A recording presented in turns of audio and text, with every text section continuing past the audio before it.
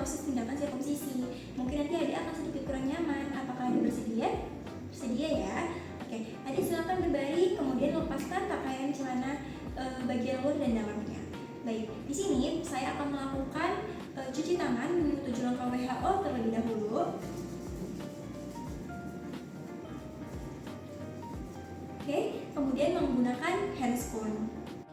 Nah, di sini saya sudah menggunakan handscoon. Pertama yang kita lakukan adalah mendisinfeksi, yaitu kita pastikan penis pasien dalam keadaan steril dengan memberikan betadine di sekitar penisnya. Berhubung kita tidak ada betadine, maka ibaratkan ini sudah diberikan betadine pada penis pasien untuk menghindari infeksi. Oke, selanjutnya yang kita lakukan adalah menutup bagian penis menggunakan glove berlubang seperti ini untuk menjaga kesterilan dari penis pasien.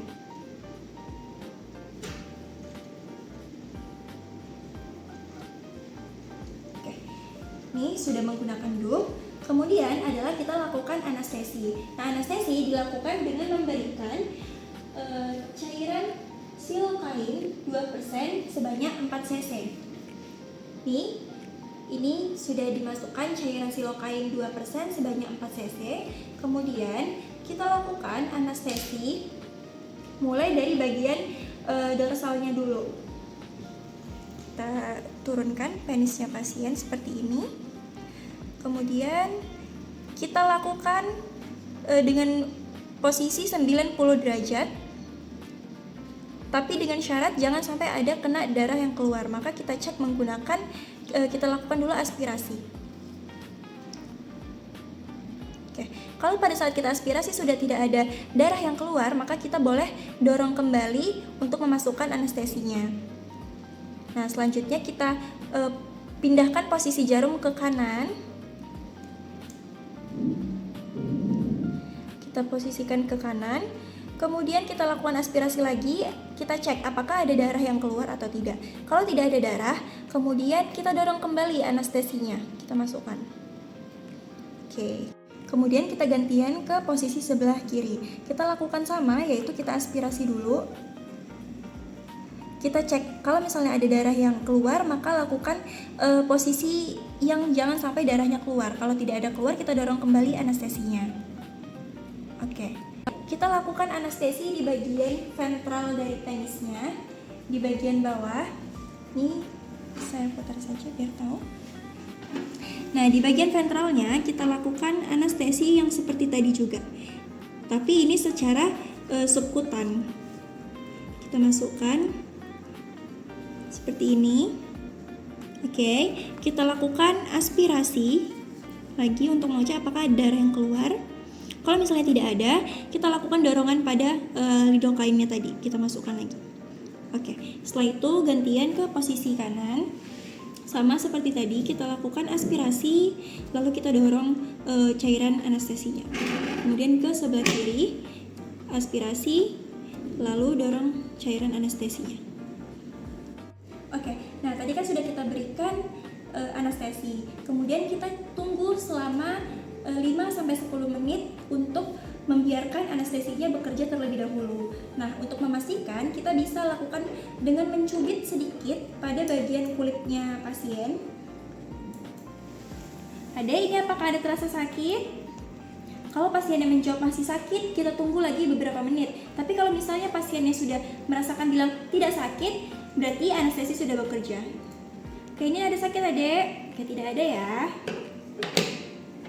Oke, selanjutnya yaitu kita lakukan pembersihan pada daerah dalam perikutium, yaitu untuk membersihkan apabila terdapat smegma yang masih menumpuk pada area dalam perikutium.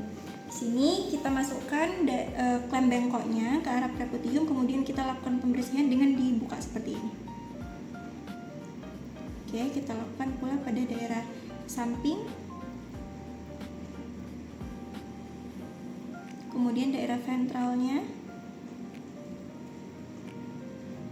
lalu sebelah sini. Nah, setelah dibersihkan, maka yang kita lakukan adalah kita lakukan klem pada 3 posisi, yaitu posisi kanan, posisi kiri, lalu posisi ventral. Karena di sini kita mau menggunakan metode dorsum sisi. Yang pertama pertama kita lakukan dengan mengklem pada area sebelah kirinya pasien dulu. Sini kita klem kulit preputiumnya.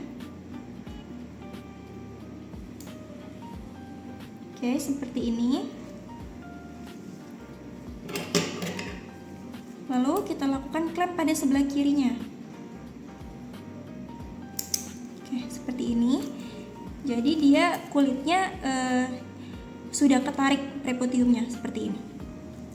Kemudian kita klem juga pada area ventralnya, yaitu lurusan dari frenulumnya. Nah, ini adalah nanti kita potong terakhir karena banyak pembuluh darah.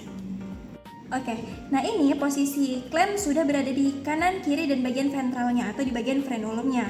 Kemudian yang kita lakukan adalah kita gunting di area dorsal dari penis pasien sampai mendekati arah korona penisnya. Jadi jangan sampai arah sini, jadi kita sisakan sedikit bagian ke arah koronanya. Kita gunting. Oke, kita sisakan seperti itu. Kemudian kita buka seperti ini klemnya. Kanan kiri kita lepasin klemnya. Jika dirasa masih kurang untuk pengguntingannya, kita boleh sedikit aja, tapi kita sisakan sedikit. Oke. Nah, kemudian kita lakukan pengguntingan melingkar. Kalau yang kiri dari dokter atau dari pemeriksa kita melingkarin ke belakang, kemudian yang kanan kita melingkarin ke belakang juga ke arah frenulum.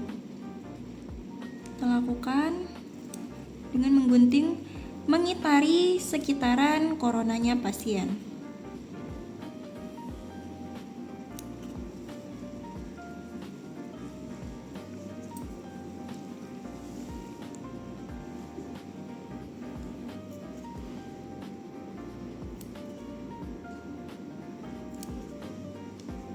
Oke, ini kan sudah masuk ke area frenulum. Nanti di bagian frenulum kita biarin dulu, tapi kita mau lakukan dulu yang sebelah kanan. Kita lakukan pengguntingan sama seperti tadi, mengelilingi koronanya.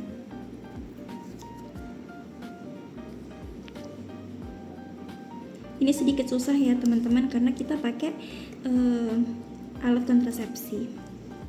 Oke. Nah, ibaratnya sudah seperti ini posisinya, kita lakukan pengguntingan dengan arah segitiga terbalik. Jangan sampai frenulumnya itu kena gitu, kepotong, karena situ banyak pembuluh darah. Kita lakukan seperti ini.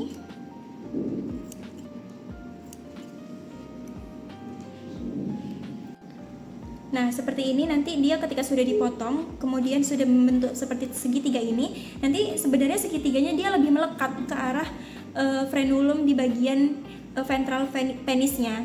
Cuma nanti karena ini adalah alat kontrasepsi, jadi kita sedikit susah untuk mengibaratkannya. Jadi nanti pada saat sudah ada sisa seperti ini, inilah yang nanti akan dijahitkan ke arah frenulumnya, sehingga nanti dia bisa melekat dan dilakukan menggunakan benang yang absorben atau yang diserap oleh kulit. Nah, ini adalah daerah frenulumnya yang bakal kita jahitkan ke area ini, frenulumnya ini. Kita akan menjahit dengan metode simple interrupted dengan menggunakan rem tadi. Nah, tadi kan sudah kita potong di bagian kanan kiri, kemudian sudah sampai ke area frenulum. Nah, di daerah frenulum kan banyak pembuluh darah. Nah, di situ nanti ketika darahnya itu masih ngucur, kita tahan dulu menggunakan klem di daerah frenulumnya. Kemudian baru kita lakukan penjahitan. Nah, penjahitannya kita bisa menggunakan metode simple interrupted hacking. Dengan nanti kita lakukan penjahitan. Karena ini minikinnya bukan untuk jahit, jadi posisinya saja yang diberitahu. Nanti kita lakukan penjahitan membentuk segitiga seperti ini di daerah frenulumnya, mengikuti pola dari potongan yang kita lakukan pada saat sirkumsisi tadi. Nih, bentuk segitiga, kita lakukan pelekatan dengan kulit dari koronanya.